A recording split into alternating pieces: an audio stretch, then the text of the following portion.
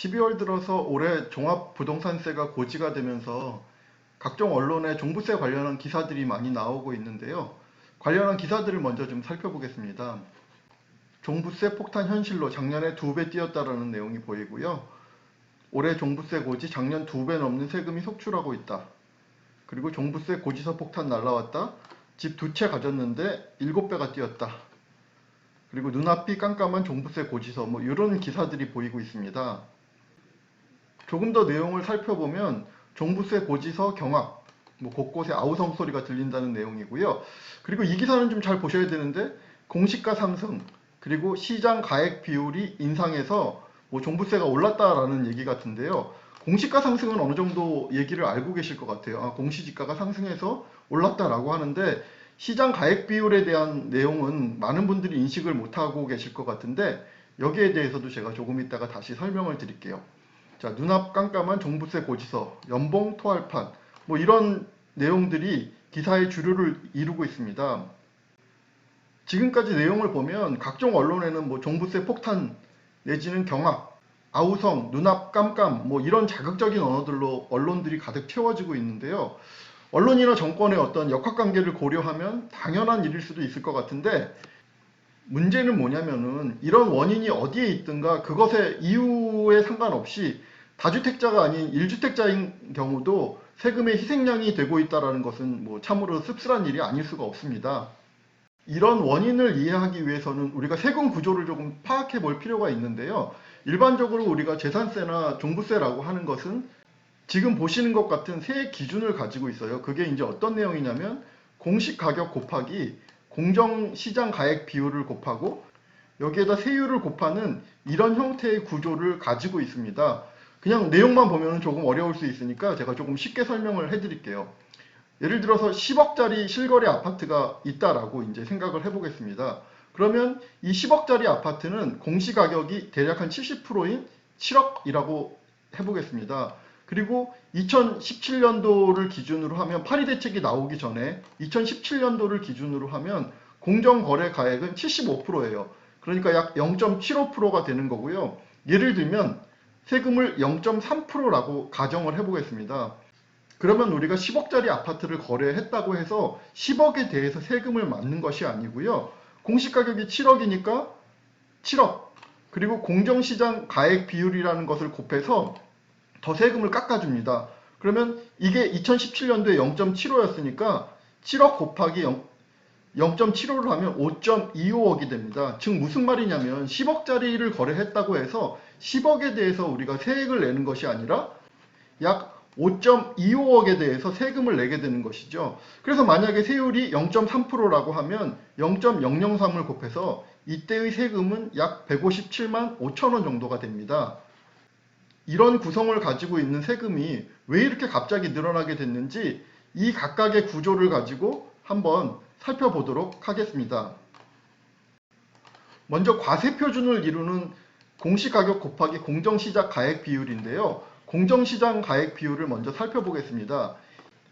2017년 파리 대책에 따르면 이 공정시장 가액 비율은 매년 1년이 지나면서 0.8, 0.85, 0.9, 0.95 그리고 2022년까지 100%로 늘어나게 되어 있습니다. 그런데 이것은 우리가 아까 말씀드렸지만 공시가격에다 0. 얼마를 곱하는 것이기 때문에 이렇게 해가 갈수록 매년 한 5에서 6%씩 증가하는 그런 형태의 구성으로 되어 있습니다. 그래서 아까 예를 들었던 과세표준 10억짜리를 기준으로 한다라고 하면 이것은 2018년도에는 8억, 8억 5천, 9억, 9억 5천, 그리고 2022년에는 10억까지 늘어나니까 공정시장 가액 비율은 매년 5%에서 6%씩 저절로 증가하는 셈으로 되어 있었던 거죠. 그러니까 집값이 오르든 안 오르든 일단 세금은 기본적으로 공정시장 가액 비율 때문에 계속 늘어나는 구조를 가지고 있습니다.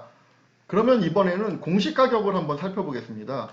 공시가격 같은 경우도 좀 나눠서 생각을 해볼 필요가 있는데요. 공시가격이 증가하는 데는 두 가지 요인이 있어요. 그래서 첫 번째는 뭐냐면 정부의 정책 반영에 의한 증가가 있고요. 두 번째는 뭐가 있을까요? 집값이 오르게 되면 공시가격은 집값이 오르니까 당연히 따라서 오르게 되겠죠. 이 두 가지 요인이 있는데 일단 정부의 정책 가격 반영에 의한 증가라는 내용을 잠깐 살펴보면요. 공시가격 같은 경우에는 2019년도를 기준으로 대략 공동주택의 비율은 약 68.1% 정도예요. 그러니까 아까 10억 아파트를 기준으로 한다면 공동주택, 즉 아파트의 공시가격은 대략 한 6억 8천 정도로 매겨지게 되는 것이죠. 그런데 나중에 법이 바뀌면서 어떤 내용으로 나왔냐면 고가주택 등을 중심으로 현실화율을 우선 제고하겠다라는 내용이 있었습니다. 현실화율의 내용을 살펴보면 공동주택 시세가 대략 9억에서 15억 정도는 한 70%. 그러니까 이것은 뭐 그닥 차이는 없지만 그래도 약 한 2% 정도가 오르게 되는 것이고요. 15억에서 30억의 아파트는 약 75%, 그리고 30억 이상의 아파트는 80% 수준까지 반영하겠다. 이 내용이 바로 정부 정책의 반영에 의한 증가라는 것입니다. 이 말은 뭐냐면 집값이 하나도 오르지 않아도 정부 정책에 의해서 공시가격은 계속해서 높아질 수밖에 없는 요인이 하나가 있고요. 두 번째는 당연히 이제 집값이 상승하게 되면 공시가격이 올라가는 그런 요인이 있겠죠. 그래서 이 두 가지를 모두 반영해서 공시가격이 올라가게 되는데요. 이제 한 아파트의 예를 통해서 2017년 대비 2020년도의 공시가격이 얼마나 올라갔는지를 살펴보겠습니다. 지금 보시는 아파트는 반포의 대장주인 아크로 리버파크입니다. 뭐 한 개로 하면은 샘플이 안 될 것 같아서 제가 대략적으로 선정을 해서 한 2개 정도를 집어왔고요. 보시면은 먼저 첫 번째 거를 보겠습니다.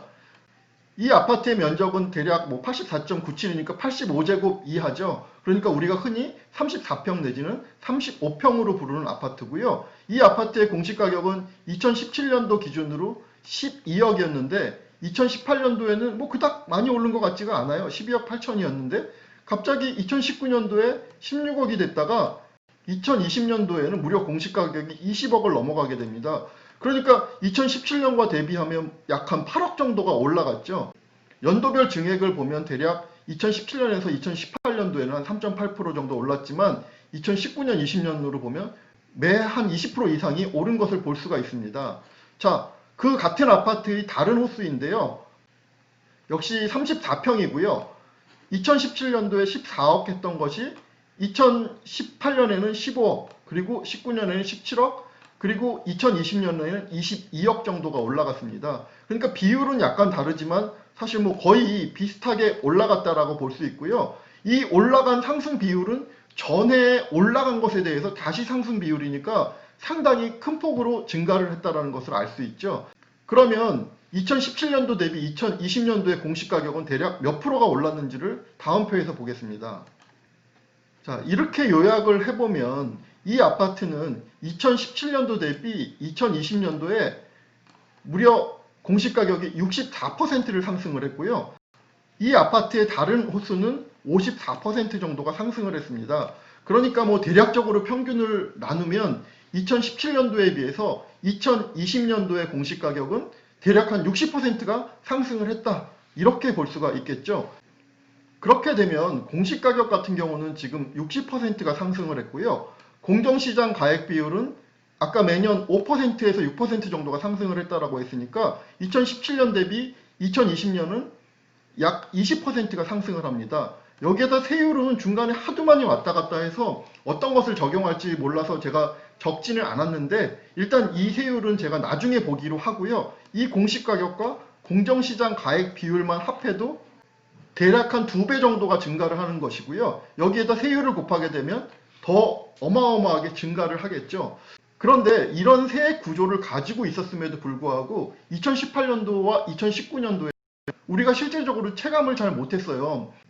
그러면서 정부에서는 보유세 많이 낸다고 하는데 그 보유세 맞아보니 별거 아니더라. 이런 생각이 들면서 사람들이 더 많이 시장에 뛰어들게 되었고요. 그 시장에 뛰어들게 되니까 공시가격은 더 가파른 상승을 하게 되는 거죠. 그렇다면 지금의 세금 구조를 보면 매년 보유세가 늘어나게 되는데 왜 2018년도와 19년도에는 그렇게 큰 체감을 못하고 2020년도에 와가지고 이렇게 황당하게 세금이 늘어나냐? 라는 의문이 생기게 되는데요.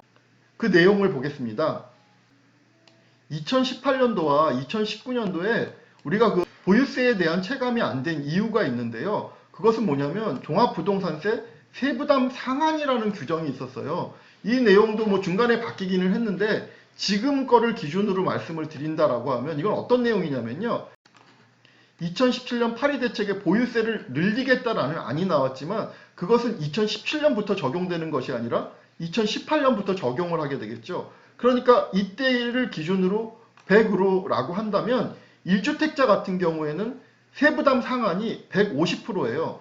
그 말은 무슨 말이냐면 아무리 공시지가가 많이 올라가고 공정거래 가액이 높아지고 세율이 높아진다라고 하더라도 그 상한선이 있다라는 거죠. 그러니까 2018년에 100원을 냈다라고 하면 2019년도에는 150원밖에 내지 않는 거예요. 실제로 세금은 더 많다고 하더라도. 그러니까 피부에 오지 않았겠죠. 또 2018년도 같은 경우에는 아까 샘플을 보셔서 알겠지만 2017년보다 공시가격이 그렇게 많이 오르지 않았거든요.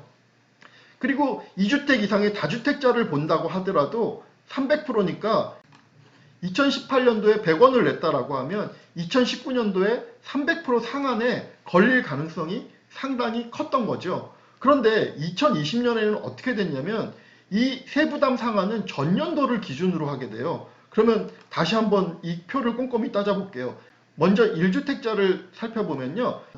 2017년 파리 대책이 나오면서 그 룰은 2018년부터 적용을 합니다. 그리고 세부담 상한이 있으니 아무리 세금이 많이 나와도 2019년에는 150원을 내게 되고요. 2020년에는 어떻게 되냐면 이 2019년도 150% 곱하기 1.5를 하게 되니까 225, 즉 2018년도에 비해서 약 2.25배가 상한이 걸리게 됩니다. 그리고 2021년에는 337%, 그리고 2022년에는 약 500% 2018년도와 비교해서 이렇게 세금이 늘어나게 되죠.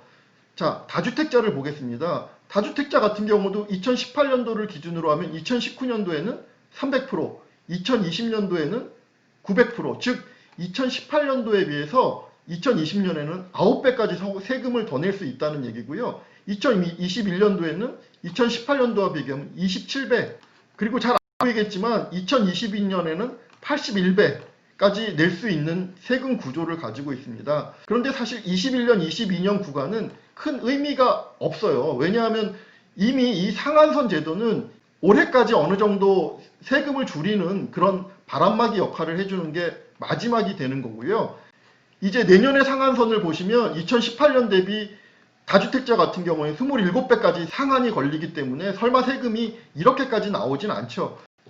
그러니까 2018년도와 2019년에 보유세가 그렇게 많이 생각보다 안 나오는데 라고 생각을 했던 것은 이 세부담 상한이 바람막이 역할을 해줬던 것이고요. 이제 2020년부터는 2018년도와 비교해서 벌써 2배, 9배 이렇게 늘어나고 있기 때문에 더 이상 바람막이 역할을 못 해주는 것이고 2021년부터는 다주택자의 세부담 상한 조정이 이제 더 이상 아무런 바람막이 역할을 해줄 수가 없겠죠.